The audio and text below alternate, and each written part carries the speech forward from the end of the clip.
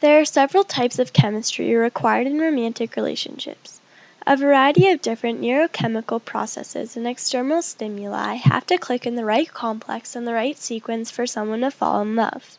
Smell, sight, and two brain peptides, vasopressin and oxytocin, have been shown to be involved in both the permanent or long-term social bonding. In other words, love is a chemical reaction.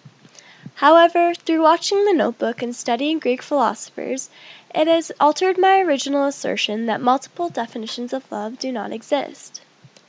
Loving someone is a willingness to do anything for them.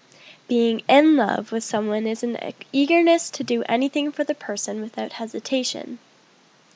When Ali was going to leave Noah for the second time, he didn't hesitate in saying anything that would make her stay. After her resistance, he understood that it wasn't up to him, so he said, "Will you just do something for me? Think about your life 20 to 30 years from now. If it's with me, stay. If it's with him, go. I lost you once, I think I can do it again." It demonstrated his love for her because even though he wanted her to stay more than anything in the world, he put her wants before his own.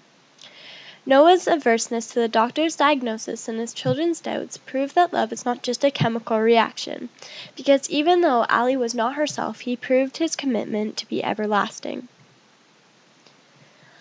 Lovers don't finally meet somewhere, they're in each other all along.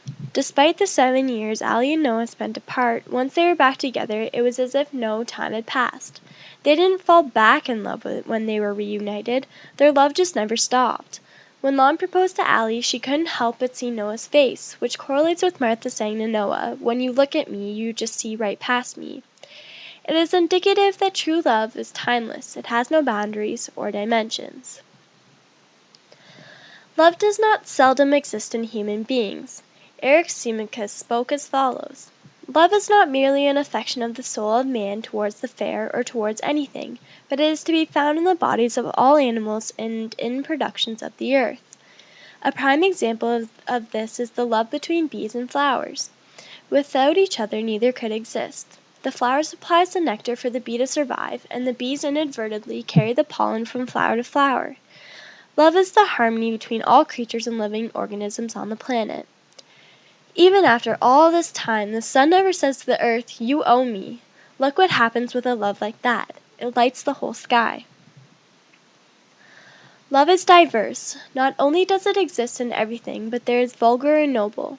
In the Symposium it states, "Evil is the vulgar love who loves the body rather than the soul.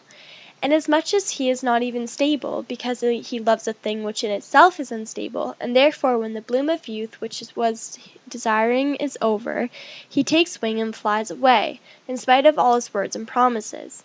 Whereas the love of the noble disposition is lifelong, for it becomes one with the everlasting." Ali and Noah are prime examples of noble love. In the beginning of the story, Noah and Ali are both portrayed as attractive young teenagers that are bound to each other by physical attraction and lust. However, what seems to be an average case of puppy love is merely a use of equivocation.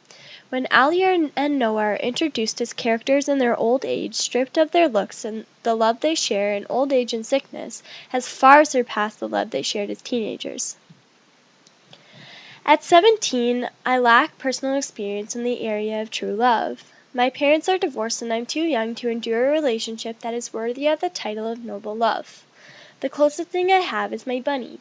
He cuddles me when I'm sad, runs around and does funny tricks to cheer me up, and sometimes comes to me when I call him. My love for Peanut, or Mr. P we like to call him, will be everlasting. From my discovery of writing this speech, love is huge, love is grand, love is everlasting, love is everywhere in everything and throughout the universe. Or it's just a chemical reaction.